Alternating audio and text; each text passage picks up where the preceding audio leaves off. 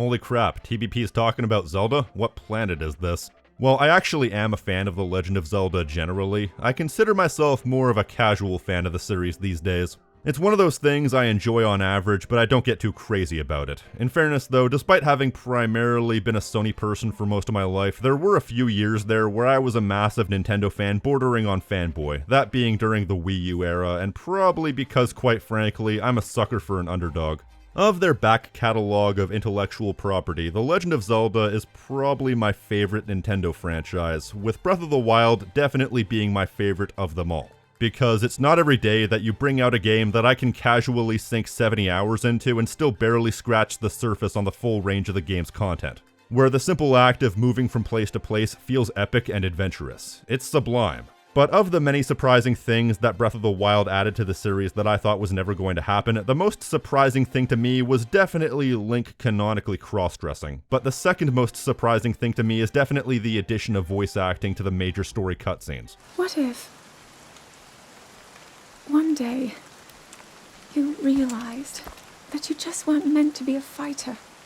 And I'm sure many people were expecting the series to go on forever without any sort of voice acting to a large degree, because it's one of those aspects of presentation that Nintendo have opted to stay behind the times on. Whether that be for the fact that they generally stay behind the times to focus on more important aspects of their games, or because it's not necessarily something their games need and will force them to add extra time for things like translation, budget, and whatnot. Something that's never really been an issue, and yes, I know that during the GameCube era, Nintendo generally made an effort to bump up their presentation in this respect, but still, that was over 20 years ago. Since then, or at least since the Wii, this company has always stayed in its own lane in terms of design philosophy, so it's something you wouldn't bat an eye about. Either way, the dubiously necessary addition of speech does kind of create the necessity for a bit of an awkward conversation, because the existence of voice acting kind of throws the existence of the silent protagonist into sharper view. You see, the silent protagonist in the text-based cutscene format in these games always came across to me as a means to add agency to the player's own interpretation of the story. What do I mean by that? Well, here's the thing. To one degree or another, Link has always been a silent protagonist. This has been an established element of the series pretty much since the moment technology had advanced to the point where characters could interact with you, speak to you. Eventually, when these games became ambitious enough to where there were full-on cutscenes that included real conversations between Link and other characters, they conversed with him as if he was responding. To me, this is why I say to one degree or another, because this is where he graduated from silent protagonist to a non-silent silent protagonist. What the hell is that supposed to mean? Well, when you play through a lot of these games, you'll find the characters will reply to you even though you didn't necessarily say anything, or at least you didn't see what Link was saying. They even built into this at times. You could choose your own replies, and in the case of something like A Link Between Worlds, you actually have it to where Link is speaking, but you don't actually know what he's saying. So he wasn't a mute in the strictly literal sense. Very rarely did they actually establish and then call attention to him being a straight-up mute. And I'm not a walking, talking Zelda encyclopedia, but the first time I remember his silence even being a thing in-universe was in Twilight Princess. To me, that ambiguity has always been the essence of the character interactions in The Legend of Zelda. It's made it so you can have these conversations and have it be implied that there is a two-way conversation going on, but you don't actually see what Link is saying. That's where the player comes in. You're basically supposed to fill in the blanks. Link is essentially saying whatever you want him to say in that situation, and I actually like that as storytelling methods go. It's putting agency on the player to fill in the blanks when whatever Link is saying is implied, rather than us having to choose. Link is a blank slate. He is essentially who we want him to be. His personality as a result is emergent and entirely based on the interpretation of the player.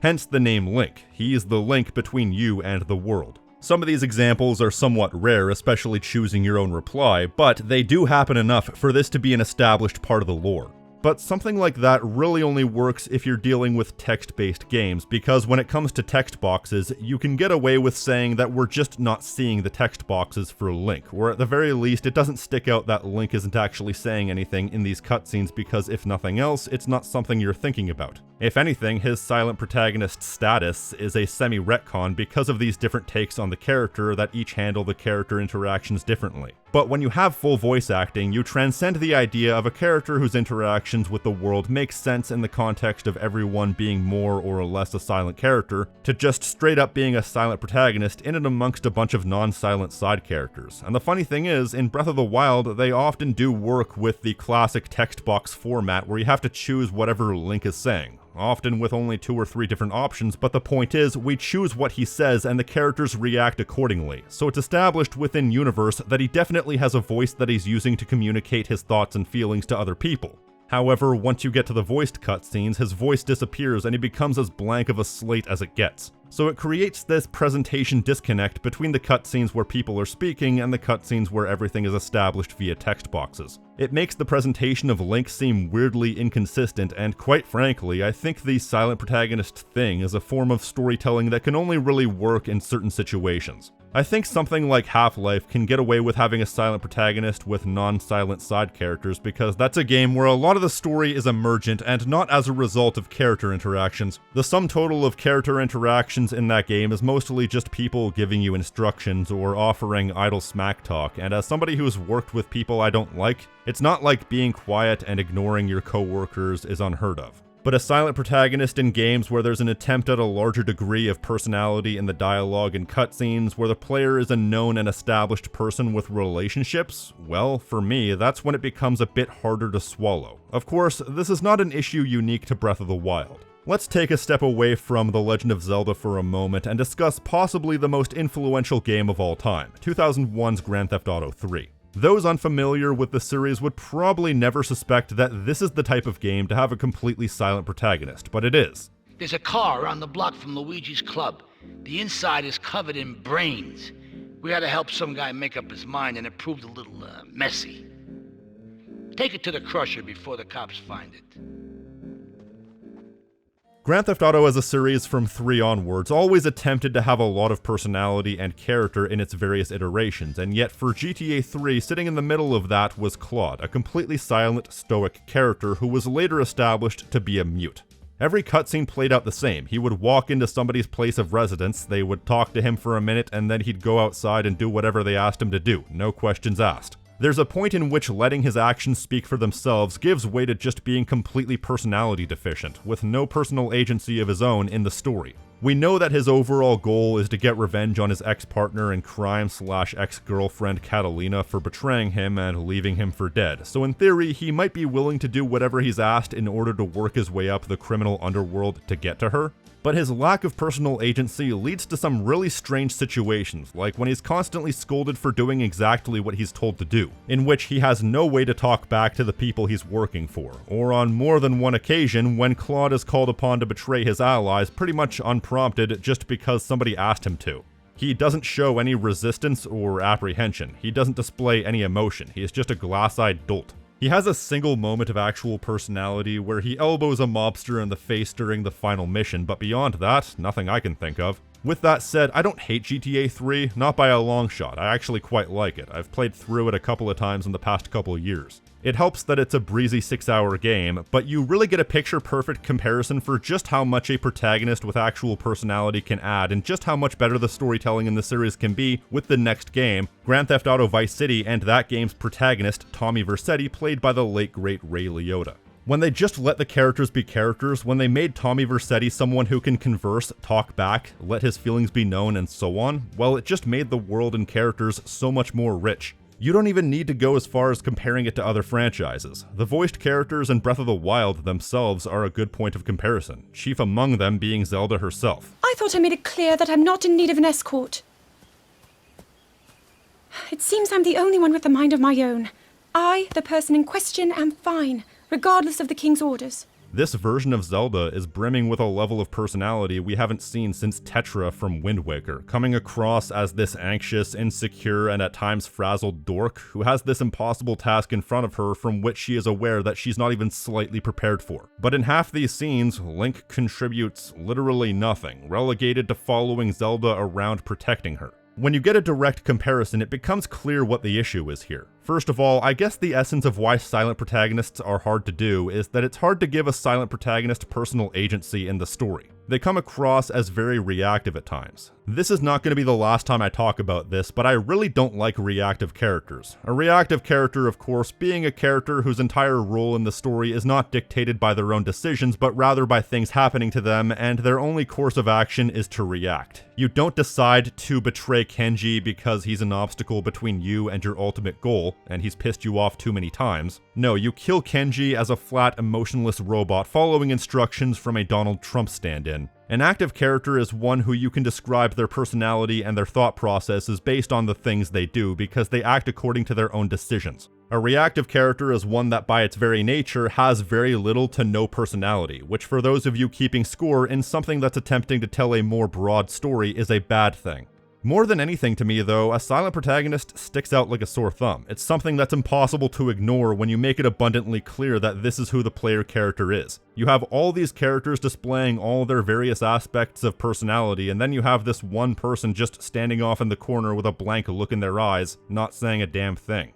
You're supposed to have established relationships with these people, and yet you never speak to them. You never establish any sort of connection. So they would have had to have spoken at some point in the past, but they're not now. It feels like in the presence of actual characters, they have to work extra hard to justify the silence and justify why you have relationships and history with these characters. It's just incredibly awkward, but really to me that's what this whole thing comes down to, is that it's just an incredibly plainly awkward means of storytelling when you're attempting to tell a character-based story. Having people having a one-way conversation with a brick wall. And once you get to a certain point, it kind of gets to a storytelling uncanny valley level where it just comes across as weird and uncomfortable. Maybe that's just me though. But then again, GTA could get away with making one game's protagonist silent and the next voiced because GTA has different protagonists from game to game, where Link is always just Link. Different iterations of the character, but they've rarely, if ever, ventured outside of certain tropes. Keep in mind though, there's a reason why the Uncanny Valley is a valley and not just the uncanny straight line.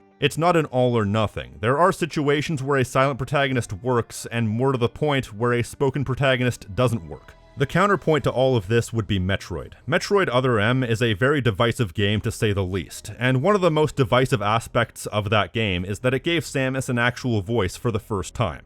Well, voice acting for the first time, because Samus had spoken already in Metroid Fusion, but as far as actual voice lines, this is the first time we ever heard Samus speak. And I think most people would agree that this is something that was quite mishandled. I haven't played the game personally, so I can't comment on other aspects of it, but this is something that based on what I've seen, I can absolutely agree with. How much of that has to do with botched characterization, how much of that has to do with poor script writing, and how much of that has to do with the performance, I couldn't tell you. It's all bad. But at least with Samus, it's not necessarily something that they're going back on. It wasn't necessarily an in-universe point that she didn't speak before, or that she was a mute.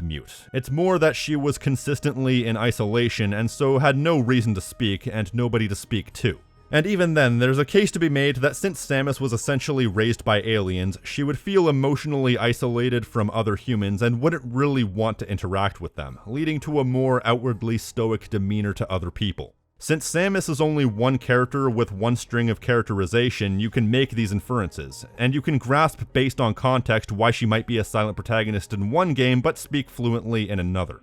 That doesn't work so well when you're surrounded by characters and conversation and still remaining silent with no grand reason, and you have a pedigree of being a different character that has the same name throughout history but is still a different character every time. So it's harder to establish context when you're constantly hitting the reset switch and playing as similar but different characters. You can't necessarily have consistent characterization in that case. Here's the complicated thing though. At this point, it's too little too late. Link has been a silent protagonist for so long that taking that away would be divisive at best, cursed at worst. And I don't really think that anybody would really want this taken away. It's something that's hard-coded into the series' identity. And besides, the only example that we have of Link actually speaking would be things like the Legend of Zelda animated TV series, or worse yet, the CDI games. And I don't need to tell you how bad those games are. But now on the cusp of Tears of the Kingdom, Breath of the Wild kinda leaves the series in a bit of an odd spot, because now we can't help but draw attention to it, but to make Link speak at this point would be walking back something that's been established for so many years. So they've inadvertently wedged themselves in between a rock and a hard place, where it's damned if you do, damned if you don't. But if you ask me, I'd imagine that a lot of people are okay with dealing with the awkwardness of silence and a stoic, blank slate character standing off in the corner rather than dealing with Link having a voice. But if they did decide to make him speak at all, I'd want them to pull the System Shock 2 gambit. System Shock 2 is a game where the main character is silent throughout the entire story before the game pulls this at the end. And we can rule together. Nah. I want that. Have him say one single thing at the very end of the game in response to the main villain or something, and then never acknowledge it ever again. That would at least be funny. In all seriousness, if they're going to continue to have voiced cutscenes, on balance, I guess I'd agree with having Link remain silent, for the same reason that anybody else might prefer that. But honestly, I would have preferred if they just never added voices to begin with. I think The Legend of Zelda as a series is such an elder statesman of the gaming industry that it would get away with keeping it text-based forever, if they really went that route. They wouldn't necessarily be losing anything by doing that, and nobody seemed to really care. Otherwise, they would have had people complaining about it as far back as, like, Twilight Princess or even earlier. With that said though, if keeping him silent is the preferred course of action, that doesn't necessarily mean they have to keep him a gormless, glass-eyed dolt. Wind Waker is a prime example of how you can bring across a character's personality using nothing but facial expressions. I don't think they've ever quite managed to pull off that to the same degree ever since. I don't know why that is, possibly out of a fear of alienating even a small minority of the audience, but I think this is something that they should consider because you can establish him as a strong silent type, but still have him be an active participant in the cutscenes through nothing more than strong facial expressions and body language. They sometimes pull this off, but it's something that really needs to be kicked up a notch in order to compensate for his silence. This ironically would have never crossed my mind had they never moved with the times, but it's entirely possible that I'm overthinking this. It's entirely possible that this is a problem unique to me, but it's something that's come up multiple times throughout history, and I do think it's in the interest of game developers to consider the benefits and drawbacks of silent protagonists and really examine if and how it will affect the story they're trying to tell. That's all I got on this topic. Looking forward to Tears of the Kingdom. It's one of the rare games I might actually buy for full price because Lord knows it's never going to go down in price. If you like this video, do be sure to give it a like, leave a comment telling me what you think, and subscribe. It helps with the channel more than you know. And if you do feel like supporting the channel in a more direct fashion, you can contribute to my Patreon for unique perks and rewards like these fine folks right here.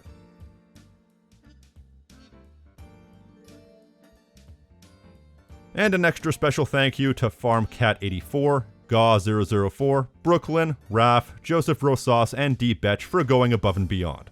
Elsewise than that, I've been the King of Snark Style right here on Tactical Bacon Productions, and I will see you next time. Peace!